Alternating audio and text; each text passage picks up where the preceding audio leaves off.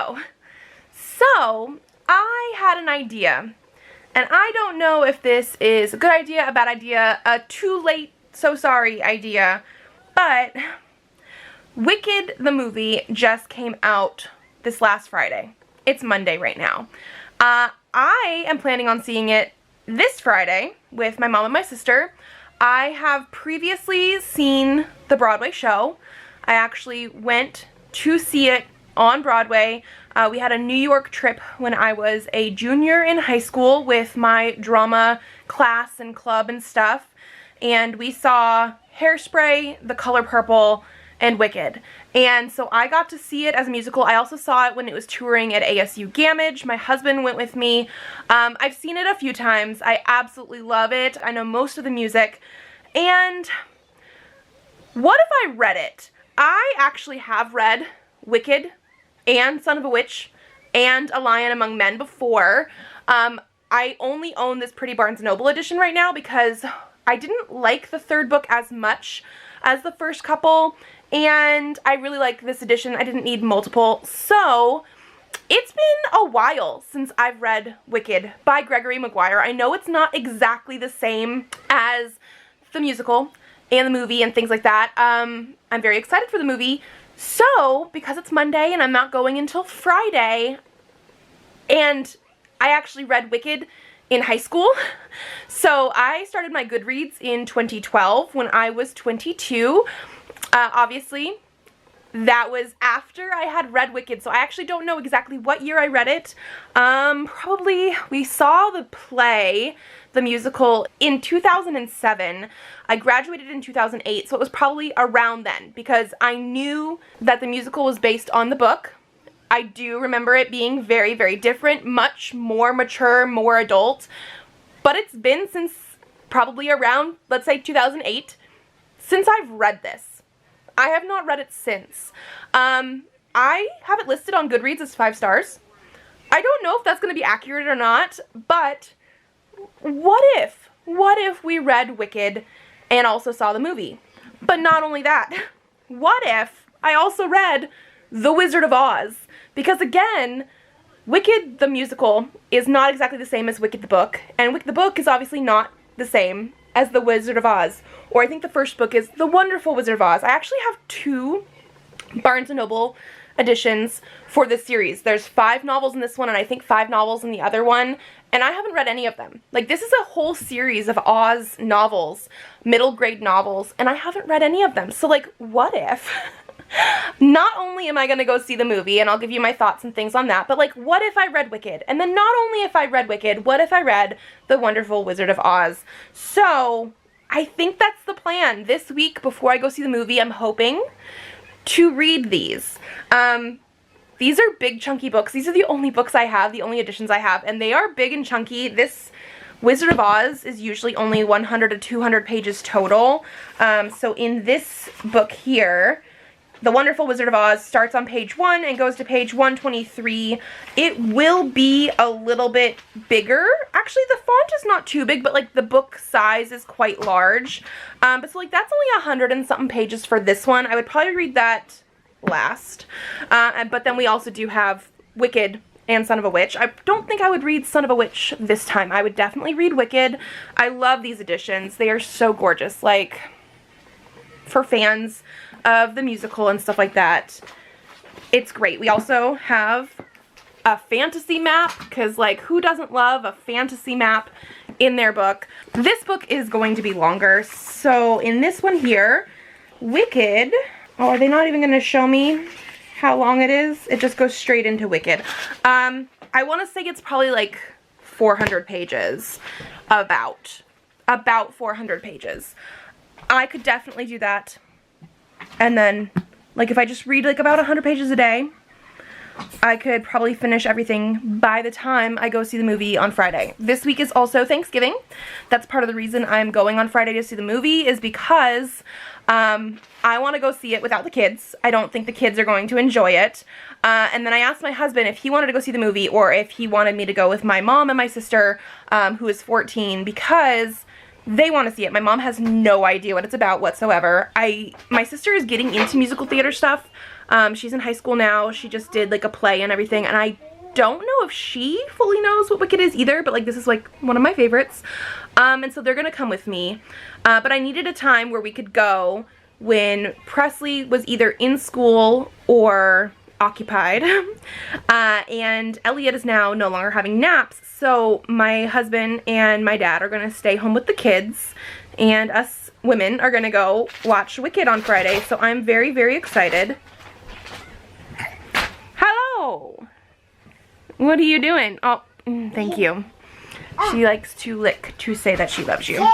So yeah, again, it's a little bit after probably the Wicked hype. I'm sure a lot of people have already done that, but I literally just had this thought this weekend, yesterday actually. I was like, hey, I'm going to see the movie very, very shortly. I'm so, so excited. I'm trying to avoid spoilers. I mean, I know the actual musical and things like that. I don't think it's necessarily going to be spoilers, but I want that hype to last until I go see it. Like, I'm so, so excited. And of course, that means yesterday I thought, what if I reread Wicked, because it has been years, and then also read The Wonderful Wizard of Oz, because I have never done it. So that's my plan. That is my plan.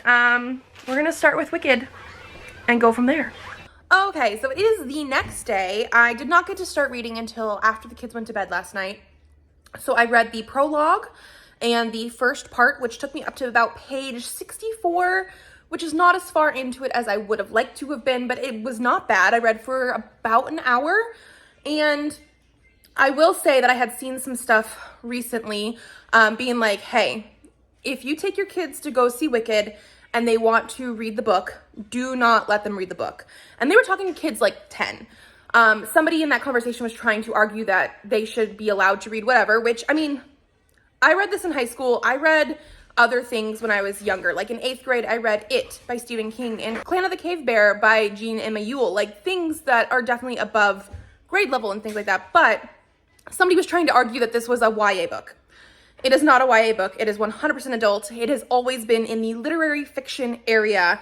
And within those 64 pages, there has been so much stuff that, yeah, you would not want a younger kid to read.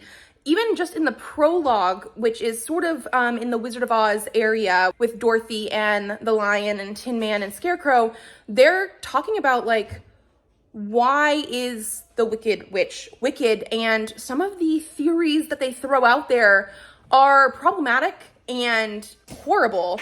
Talking about like, she wishes she has a penis and she used to be a man, or now she isn't a man, or like things that could be very horrible.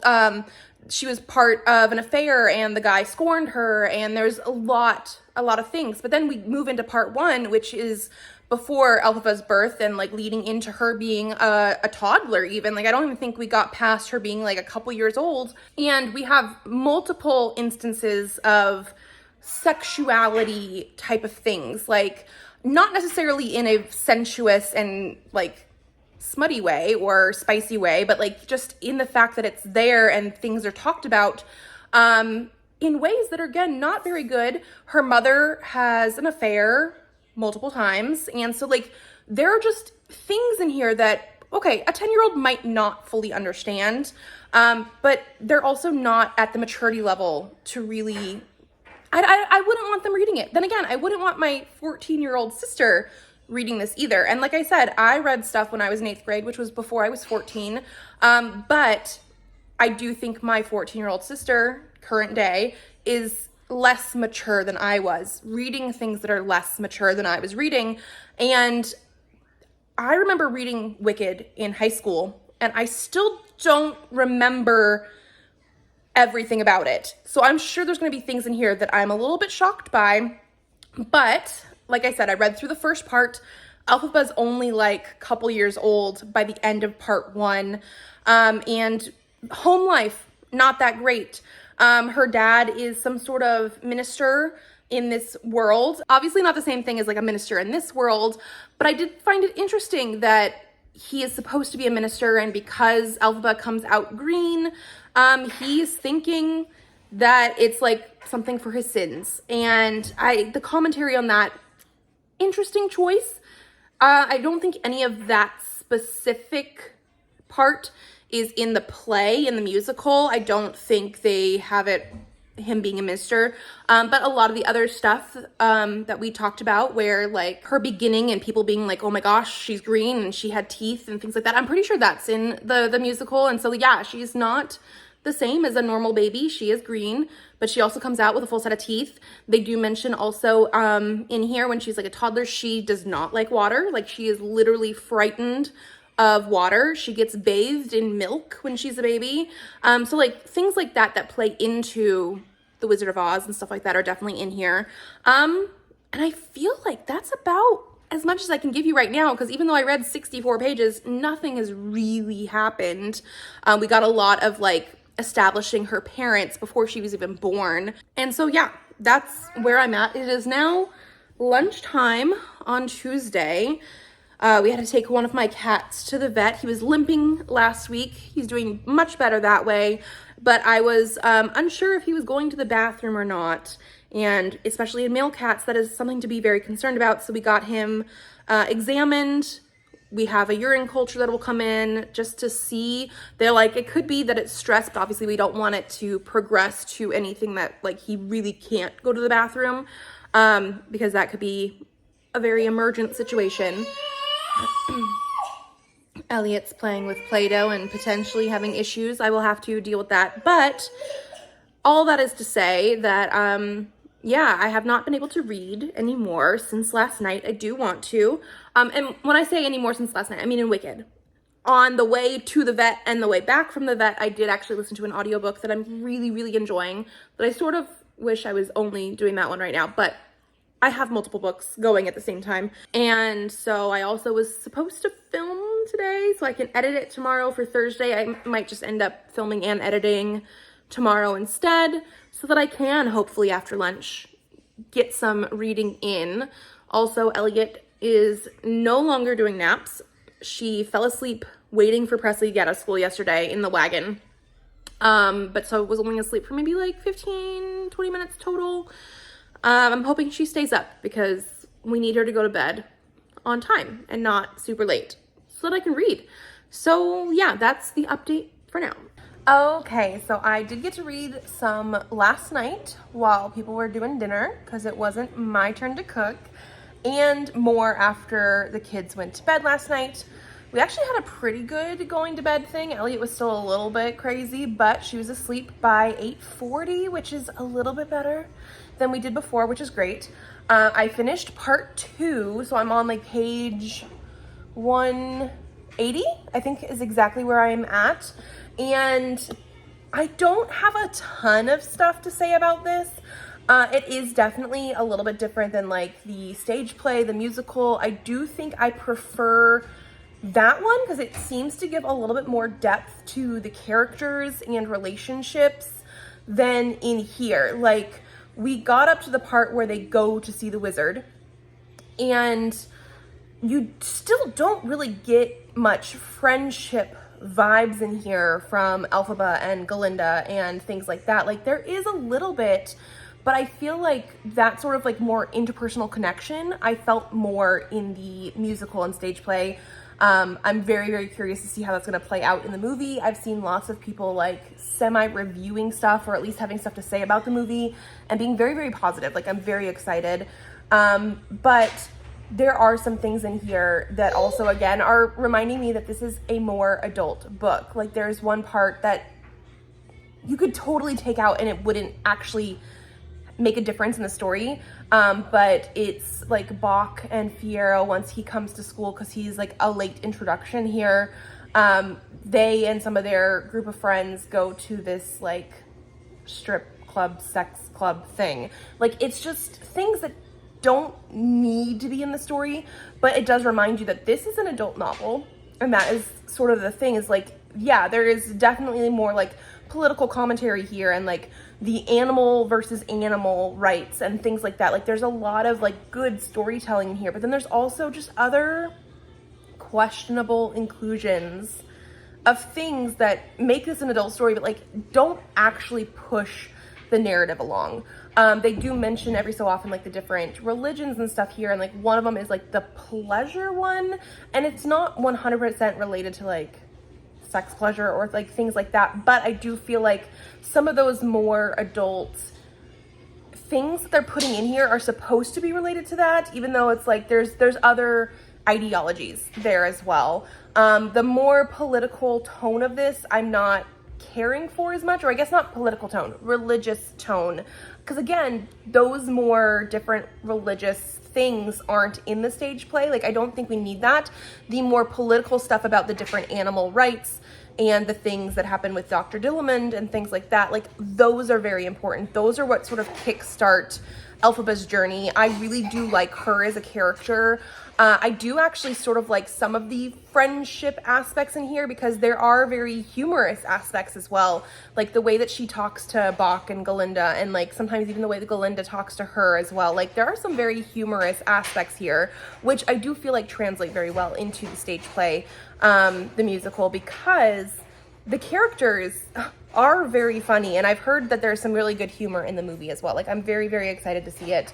So that's sort of where I'm at. I'm just at the point where they had gone to see the wizard, and now the next part is part 3, I think, like Emerald City, or in the Emerald City, and I think we're very much going to be following, oh, it's called City of Emeralds, following Elphaba in her journey. But yeah, like, I'm 180 pages in. It feels like it's taking a while to read it. Like, I'm basically going at about 1 page a minute based on my time from Bookly. And that's not necessarily a bad thing, but the writing style is a little bit more dense. Sometimes we are having passages of description of things that I just don't care about as much. Like, it's a little bit more of a slog to get through. The character stuff I am liking. I do think it's better in the musical.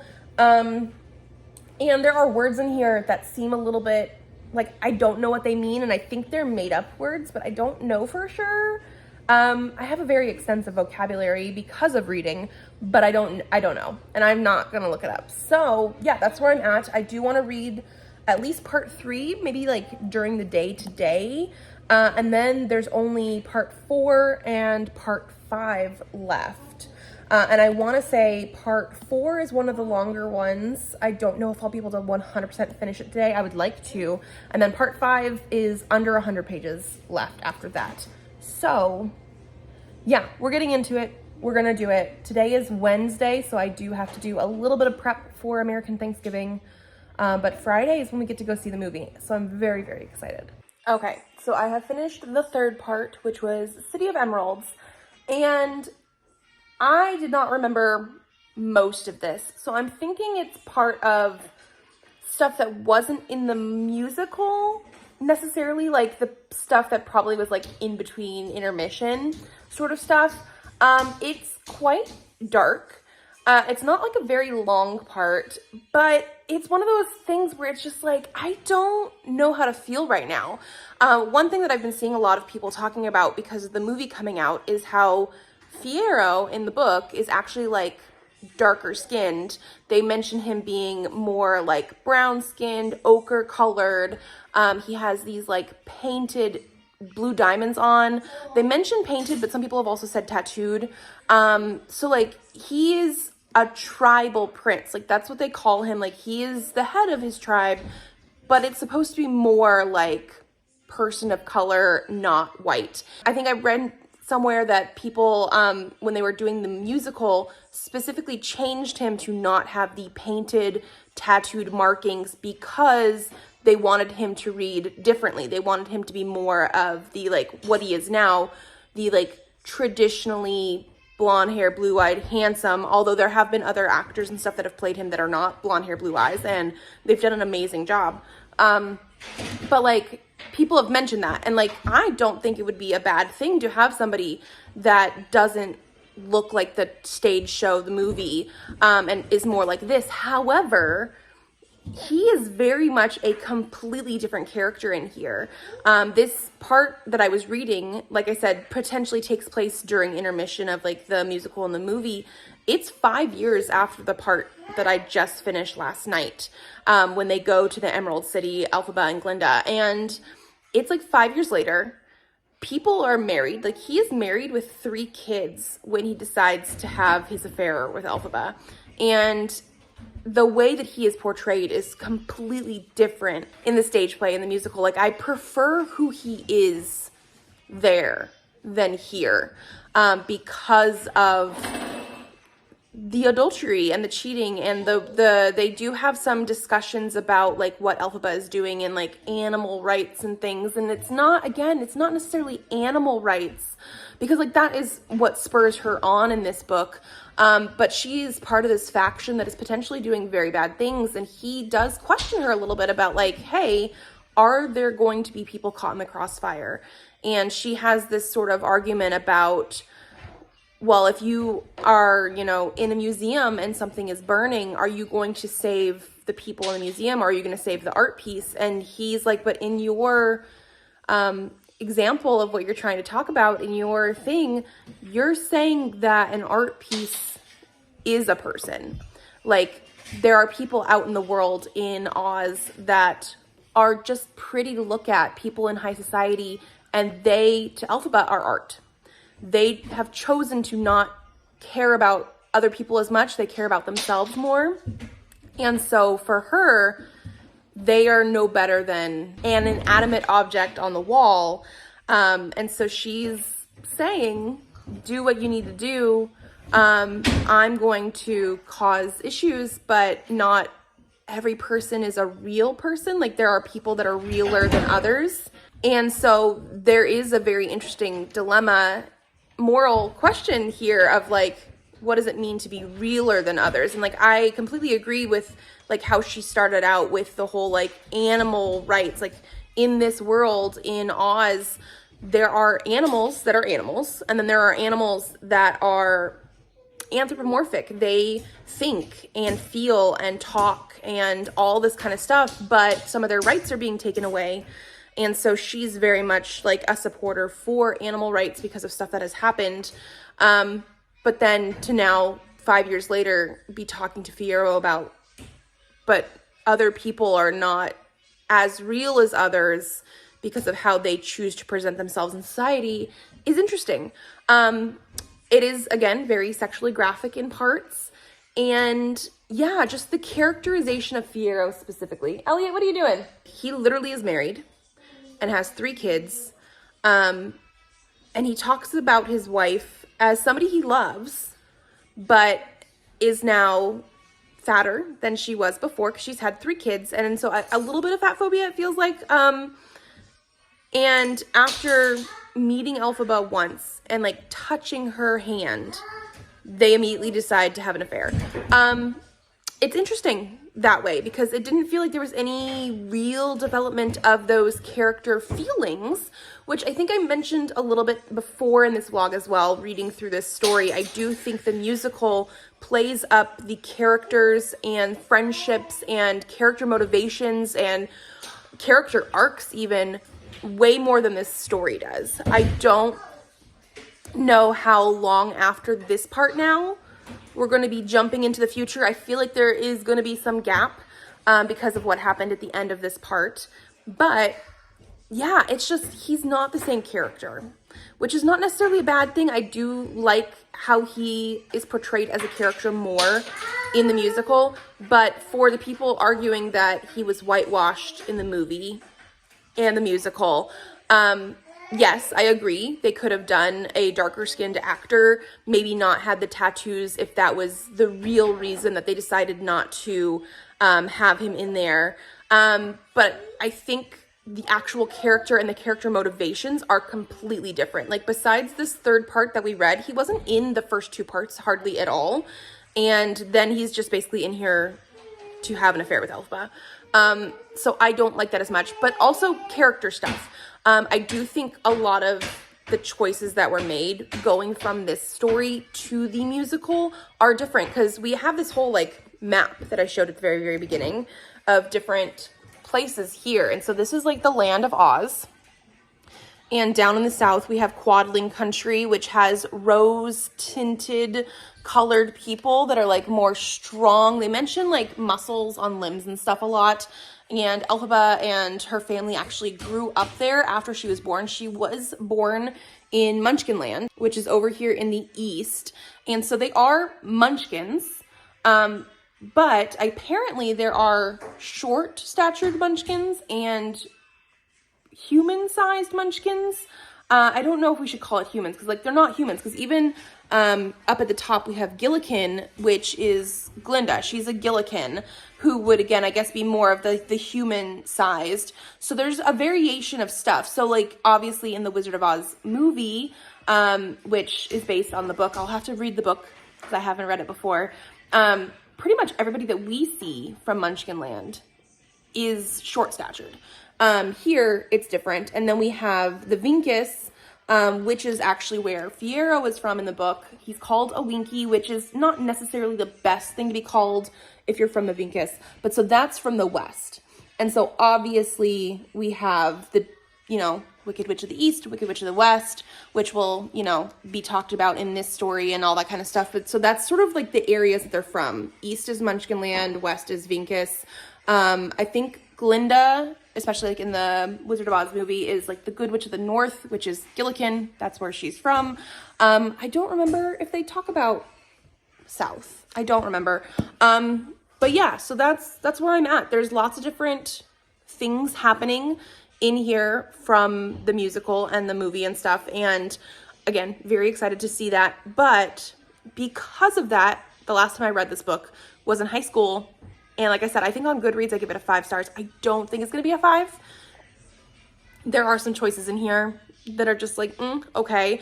I have 2 more parts left that I will try and read more of today. Obviously, it's about lunchtime now, so I'm ahead of the game today. But yeah, I don't think it's a full 5 stars. It's not a bad book, but it's not as good to me, character-wise specifically, as I remember the musical being and like as I would like. So like I know that kind of stuff has been done better than what I feel like it has been done in the book. But the story is still very interesting. So yeah.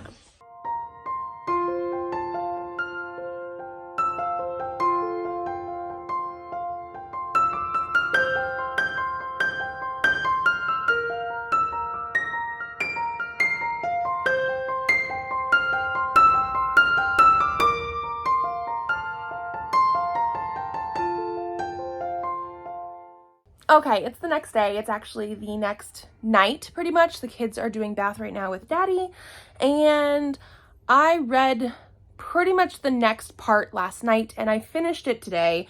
It's also American Thanksgiving. We didn't do a ton of, like, reading. We did actually watch The Wizard of Oz, the movie, today, because it was on Max, and so we did actually watch that today. I said it was research for the movie tomorrow. It was fun to watch it because it's been a while since I've watched it, but it was, a long time ago. And it's not a bad thing, obviously. It's very classic, so there are parts that I feel like, probably also because I've watched it before, it drags a little bit, but I'm so excited to go see the movie tomorrow. And so yes, I just wanted to talk about, I read through the next part here. So part 4 is called In the Vinkus, and I will say, especially if you've seen Wicked the movie and you're thinking about reading this book, this part has nothing to do with Wicked the musical. Literally nothing. It is so different and dark, and I mean, obviously it probably has something to do with the book, but if you're coming into this book because of the musical and stuff, it's not in there. Not at all. At all. And like when I say it's dark, I do mean that there are some things in here. In general, the book is very adult, but this is after part 3, which has a tragedy happen. I'm not going to go into it because the spoilers of that are different than the movie as well. So it's going to be something different if you are reading this and wanting to just like read it and experience it. But then we get past that tragedy, and this next part is 7 years in the future. So we have quite a bit of time jumps in here. Elphaba's now like in her early 30s, I want to say. I think 32, something like that. And she is now in Vinkis, which is like the Winky country, and she's trying to make amends for stuff. She's not doing a very good job of it. And it definitely seems sort of selfish for like why she's going there and doing this. But also we have kids. Like, she has a son in this book. I guess not exactly a spoiler, like he's in a big part of this, but I do want to preface it in saying that like Elphaba as a character in here is completely different than in the musical and things like that. And it is very much like she's not necessarily a good person. Like, the characters in the musical have so much more going for them. But she has a kid. And in here, because it's 7 years later after the part 3 part, he's probably like 6.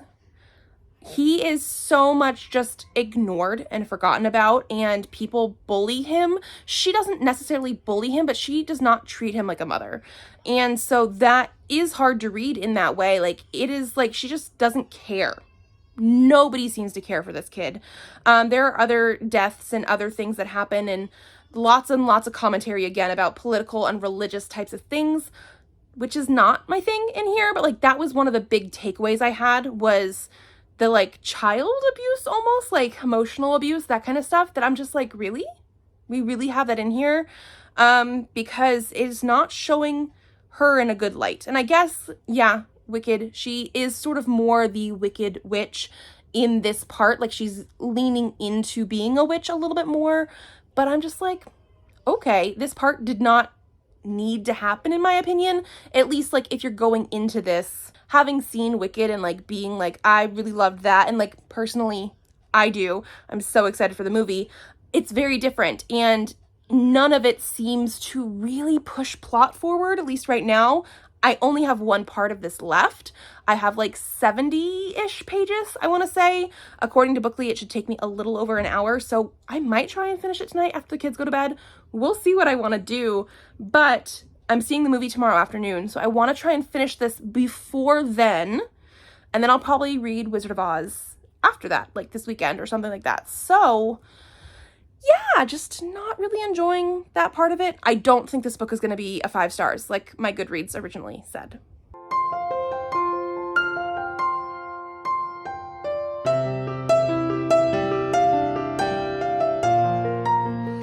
Okay, so it is 9 p.m. The kids have just gone to sleep. I did finish this, and then I also went and saw Wicked today. So let's dive into this really quickly. So I finished this. The last part of the book was, again, very quick. Didn't really seem to be like, did we really need it? I don't know. It was 7 or 8 years later again. So I think they mentioned that she's still like in her 30s or something. So like, a lot of time is passing. We have a lot of time jumps in here. But like, she's ultimately not like too old. We get into the different like Wizard of Oz stuff, the Dorothy stuff. I don't want to say the motivations are not exactly there. But it's very, very different than if you watch the musical and things like that. It's just very, very different, very dark. I will say this book has a lot more people like actually die on page in different various ways compared to like the actual musical. I like the musical and the movie better because of, like I said earlier when I was reading this, character stuff, and I really like how well some of the stuff comes together. Like, some people talked about how like when they read this before the musical was a thing, they were like, how is this going to be adapted? Or, you know, vice versa. Once you start reading this, it is very jarring if you only know the musical and now the movie version of it, because it is very, very different, very dark. So again, if you have kids that love the movie, and I loved the movie, I thought it was so, so good, it's not the same. It is very much not the same. It's very different character-wise as well. So like I mentioned at one point that I think the musical and stuff does better character stuff, character arcs. I really do think it does. While we had, I think it was part 2 with like being at Shiz and like finding out that like, you know, Galinda and Elphaba are going to be roommates and all this kind of stuff. Like we get to know Bach and Nessa and Fiyero a little bit. Fiyero's actually not in this very much compared to like in the musical. I really do like that part. I find Elphaba very relatable in some ways. She's very much like an introverted bookworm. She has things going on that people judge her for. I really do like her in that part, but then she has a very big departure character-wise. Here, she does end up being more of like a wicked witch, and it's not just like people saying that she's a wicked witch. She makes decisions that are maybe not the best decisions, and it's just very, very different.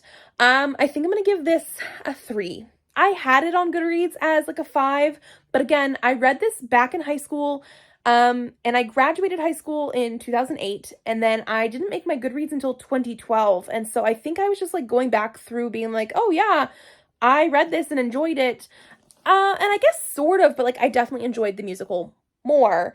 And so yeah, I'm gonna say 3 stars. It's just not the best.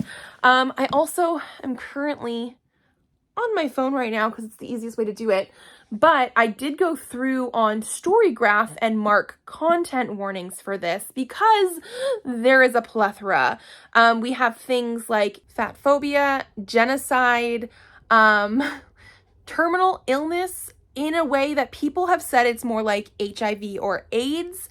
I didn't necessarily read it that way, but definitely something there. We have violence and grief. I think I mentioned the death. We have some like racism, xenophobia type of stuff in the fact that Elphaba is green and people don't necessarily like that, but also in the fact that we have animals, like sentient, anthropomorphized animals that are being, you know, targeted. I think I probably even missed some. There is a lot of stuff in here that people just need to be aware of. Speaking of the movie and things like that, like I said, I did go and see the movie with my mom and my sister. I absolutely loved it. I think they did a really, really good job. I definitely teared up a couple times, 3 times maybe. I think at least one, like, pretty good tear came out. Like, I don't think I cried as much as like some people were hyping up, like, oh, I cried during No One Mourns the Wicked, which is like the opening. I think it was beautiful and very well done. There were definitely some parts that got to me a little bit. And I think even like the overture before you go into No One Mourns the Wicked, because it was such a beautiful opening, got to me a little bit. So I can definitely see why people were crying through the whole thing. But like in general, it was just a really, really, really well done production. Everybody was so, so good. It was funny because like before watching the movie, I had seen somebody talking about like, oh, if you have to use the restroom, do it during Dancing Through Life, which first of all, I'm offended because I do love Dancing Through Life. But it's a song that's not going to have much plot, I guess. And then I had seen other people talk about how they always skip Dancing Through Life, but Jonathan Bailey knocked it so far out of the park that they will no longer skip Dancing Through Life. And truthfully, it was one of the better, like, numbers. Like, it was just so, so well done, well produced. It was amazing. I love Dancing Through Life anyway, but, like, the version of it was really, really good. I loved Ariana Grande and Cynthia Erivo. I had never heard her sing necessarily. Ariana Grande is just also not a person that I usually go and gravitate towards. I don't listen to any of her pop music because I always thought she was not enunciating her words well enough. But she so far knocked it out of the park. I know she has a background in musical theater and stuff, and like they picked the proper people for this. And it was something that like as soon as it was done and I was on the drive home, I already wanted to watch it again. Like, I can't believe we have to wait a whole year to get to part 2, because I also like saw it with my mom and my sister, and there are like foreshadowing hints and things from Act 1 that you don't get to actually see come to fruition until Act 2. And I remember watching that kind of stuff for the first time, and they have no idea what's coming. Like, I'm just, it was so, so good. I will say, if you personally like the musical, the movie, that kind of thing, and you're not into very dark, sort of dense things, don't probably read this. I am going to be reading The Wonderful Wizard of Oz starting tomorrow because it's late. Like I said, I do definitely want to read that because I have never read that before, even though I technically have the whole series because it's a big series. I showed you the book that I have, which had the yellow cover. I think that's like the first 5 novels, but if you look up here, all the other Barnes & Noble classics, there is a green one up there as well. And that is the second half of the Wonderful Wizard of Oz stuff. So I don't know how much I'm going to read in general in the future, but like I definitely want to read the first one. I watched that movie yesterday too, so I'm just, yeah, we've been in a big Wizard of Oz Wicked kick. So I think that's the update for now. Just, yeah, not as good as I remembered, but at the same time, I remember it not being as good for me as the musical, and the movie was phenomenal. I want to see it again. I did cry. I loved it. So I guess I will come back to you guys once I start The Wonderful Wizard of Oz. And just like that, I have finished The Wonderful Wizard of Oz. So we're at this part here. It was like 122 pages in this book, which took me less than an hour and a half to read, which is amazing. And I will say I'm giving it 4 stars. I think for something that was written in the really early 1900s, the writing style was very easy to read. It might be because it's middle grade, but I find personally a lot of classics don't have writing styles that I really enjoy. This I did like. It definitely follows the Wizard of Oz storyline with some differences from like the movie, and I really liked some of the stuff that was in here. I think we got to see quite a good progression of the like lion wanting courage and the scarecrow wanting brains and the Tin Man wanting to have his heart, and I really liked being able to see that. The Wizard of Oz is in this Emerald City, and the way that the Emerald City presents itself is very different from any of the other sort of like adaptions of this story, but I found it was very intriguing because the Wizard of Oz, being somebody who's not from Oz, he is actually from the United States and all that kind of stuff.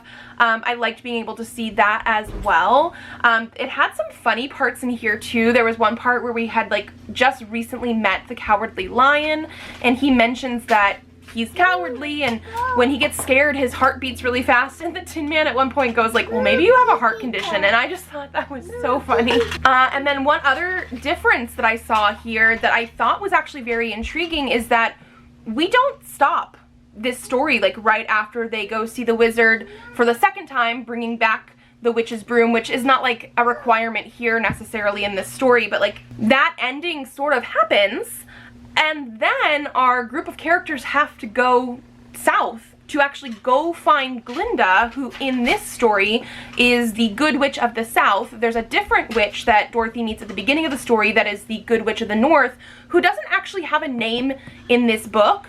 And so I liked that we actually had more. So we got to see a little bit more of Oz, a little bit more of the weird creatures and things. Like we had a whole area filled with like China people and China animals, like China dolls, like porcelain. And it was very interesting that way. But I think because they had this extra path that they had to go on, I did really like that. I didn't think it was something that was necessarily missing from the movie, but it gives a little bit different into Glinda's character because of the fact that like in the movie, as soon as she comes out of the cyclone and falls on the Wicked Witch of the East, Glinda is the one that like comes and gives her the shoes and makes her go see the Wizard of Oz.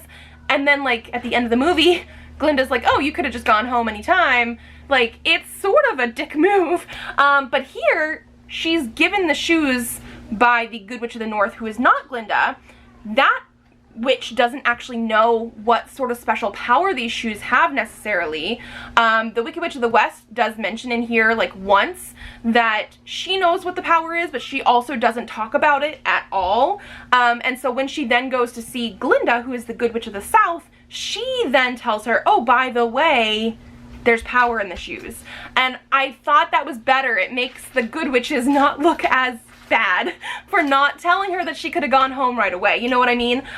One thing that I also really liked about this is I think I appreciated some of the stuff from Wicked, the book by Gregory Maguire, more.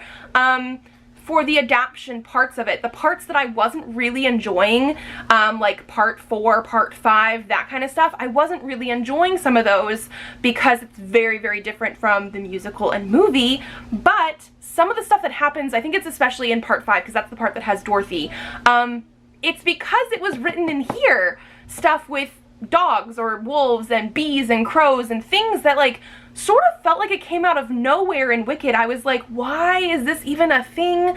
It didn't feel like it needed to be in the story. It's because it was in here and it was adapted in a way for Wicked, because that is more just like a look at the Wicked Witch of the West. And like in that one, like I mentioned before, she is more wicked. Like it's not necessarily a like over exaggeration like it is in the musical. Like I really love the character story more in the musical. Like I think if I had to like rate all of the stuff that I have read and watched, Wicked the musical and Wicked the movie, that is the story that I personally love the most. And I really, really love the character development, and I cannot wait for Act 2. Last night after going to bed, and by going to bed I mean like we put the kids to bed, and then I literally just sat up on my phone with my headphones in and like re-listened to all of the movie soundtrack, and was then also listening to some of the Broadway original cast soundtrack from part 1 and part 2. Yeah, went down a little rabbit hole last night, but I think that is my favorite rendition of everything. Then I actually think the Wonderful Wizard of Oz book might be the next one for me. I really thought this was a really good middle grade fantasy story, and I definitely want to continue in this series now and read more, because there's 4 more novels in this one, and I think another 5 novels in the other one. It's a long series. Like it shows you like here's all the books on the back. I really just had fun with the characters and the Oz world. It's not necessarily anything too complicated. Like it's very easy to read. Everything is sort of taken at face value, but I really had fun with it. Then the next one would be the Wizard of Oz movie, which I did end up watching this week. That was not a plan, it just happened. But that is obviously a very good classic. There are some things like, why didn't Glinda just tell her she could go home? Things that people bring up. But it's just because of the adaptation, it was better in here. And then after that, I would say Wicked. I think I gave that one a 3, or at least that's what I'm going with. Like it was not bad necessarily. It's just like, especially if you're reading into it because you love the musical or the movie, it's not the same.